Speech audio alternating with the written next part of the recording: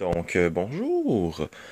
Aujourd'hui, dans cette vidéo, je vous présente ma dernière acquisition, qui est un lecteur Castlewood Orb, qui est un lecteur de cartouches, de disques en cartouche, qui font 2.2 gigaoctets.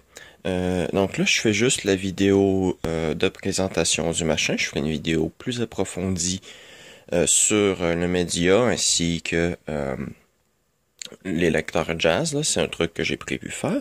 Mais voilà. J'ai trouvé sur eBay le lecteur neuf en boîte pour 20$. Et là, j'ai pas pu faire la vidéo parce qu'il me manquait une cartouche. Donc là, elle est arrivée ce matin. Je l'ai reçue. Et dans la boîte, il y avait tout le reste, là, ainsi que le connecteur pour le brancher sur du SCSI 25 broches. Parce que ce qu'il faut comprendre, c'est qu'il était vendu pour un Mac, mais on s'en fout, je peux le brancher sur n'importe quel ordinateur avec un port SCSI 25 broches ou avec un adaptateur. Là, ça l'utilise le connecteur ici, le petit 50 broches. Donc c'est HD 50 là, pour Identity, si je me souviens bien. Voilà, le câble fait juste le convertir en un SCSI plus standard, c'est tout. Donc, tout ce que je vais faire pour cette vidéo, c'est de vous faire entendre le bruit du lecteur.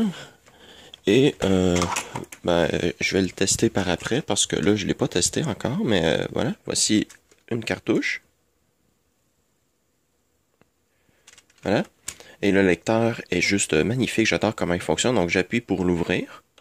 Hop, il ouvre le couvercle. J'insère une cartouche. Voilà. Bon. Je suis pas 100% sûr comment ça fonctionne.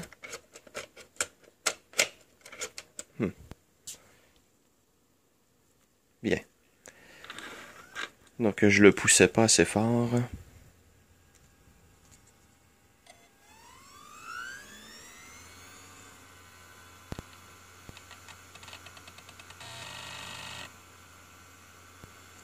Voilà, et pour l'éjecter, on fait ça ici.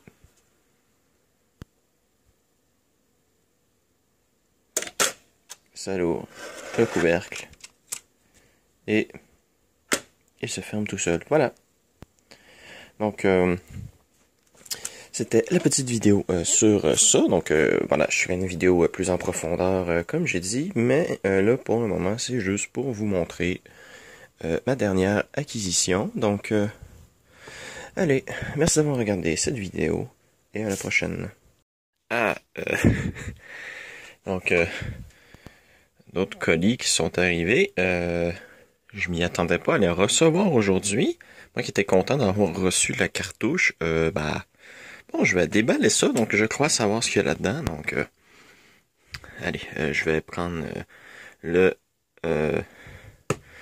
scalpel et on va ouvrir ça.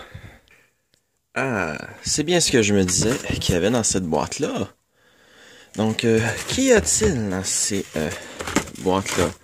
Eh bien, nous avons des cartouches SideQuest de 44 mégaoctets. Donc ça, je suis très content d'avoir ça. Et ce qui devrait avoir en dessous, théoriquement, ça devrait être le lecteur. Ah, tiens, regardez ça, on a... C'est imprimé ce qu'il y avait dessus. Ouais, c'était utilisé sous un ordinateur Apple. Donc un Macintosh. Copyright 91. Il doit en avoir 6 là-dedans. Donc là, ça fait 3. 4. 5. Et 6. La même chose, toutes ces impressions. Ça doit être le papier, puis l'encre, c'est juste décollé et étalé dessus. On a des petites boîtes de protection. C'est quoi ces petites boîtes-là? Samsung Vinand. Ouais. Monster et DNA. Mais Bon. Donc, on va ouvrir l'autre boîte. Donc, allez. Et c'est bel et bien le lecteur qui va avec. Ouh.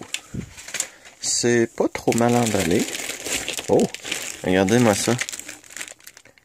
Un truc SCSI pour Apple. C'est la première fois que j'en vois un. D'habitude, Apple, c'est du SCSI 25 broches et pas ce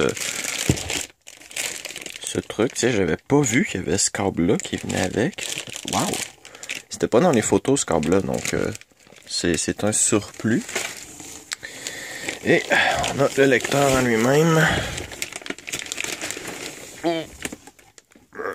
C'est une demi-tonne. Donc je reprends. Et nous avons ici le lecteur.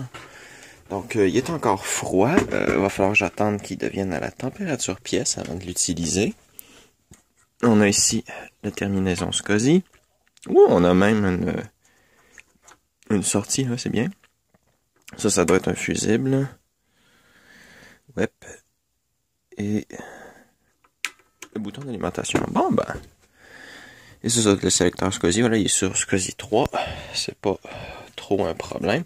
Donc, le lecteur va demander un peu de nettoyage, comme vous pouvez voir. Mais, j'ai hâte de le tester. Donc, je vais mettre ça sur pause. Et je vais reprendre bientôt pour vous faire une petite démonstration. Puisque ce lecteur-là va aller en interne, je crois. Je pense pas que je vais le garder en externe comme ça, parce que ça prend juste beaucoup trop de place. Tandis que si je le mets en interne, ben voilà. Puis en plus, je vais pouvoir l'utiliser juste comme un simple un disque dur interne. Je prévois faire ça avec le 386. Donc, l'utiliser comme un disque dur interne. Et je prévois aussi m'acheter un second lecteur. Et ben voilà. Donc, allez. Je reprends. Bien, donc on va l'allumer. Oh. Il y a un ventilateur là-dedans. Ouais. Le ventilo va avoir besoin d'un bon huilage. Je crois que je vais faire ça avant, en fait. Donc, on va ouvrir le système. Et je vais mettre de l'huile dans le ventilateur. Donc, je reprends. Ouais. Je crois pas que je vais pouvoir accéder à ça facilement. Donc, il va falloir endurer le temps du test. Donc, on va reprendre ça. On va le brancher. Voilà. Oh, il fait un peu moins de bruit, je suppose. Que de le faire fonctionner un peu, ça va l'aider à faire moins de bruit. Donc, c'est le moment du test. Donc, à savoir que si ça rate, si la cartouche a un problème, ça va briser le lecteur. Et si le lecteur a un problème, il va briser la cartouche. Donc, c'est vraiment imprévisible. Et là, il faut que j'appuie. Voilà.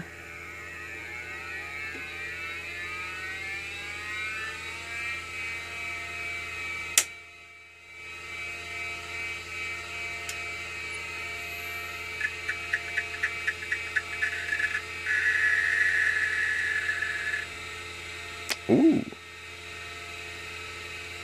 Ça fonctionne! Donc, si j'appuie là, voilà. Ok, la lumière s'éteint. Ah! Wow! C'est magnifique!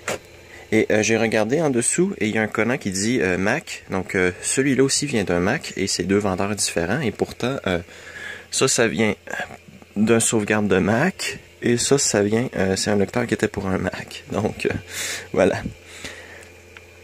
Donc, moi, je vais vous laisser là-dessus, là. Donc, j'ai reçu mon lecteur, comme vous avez vu au début de la vidéo. Je croyais que la vidéo, ça allait être que ça, en fait. Mais non, j'ai aussi reçu ça. Donc, voilà. Donc, en espérant que vous avez apprécié cette vidéo. Et à la prochaine.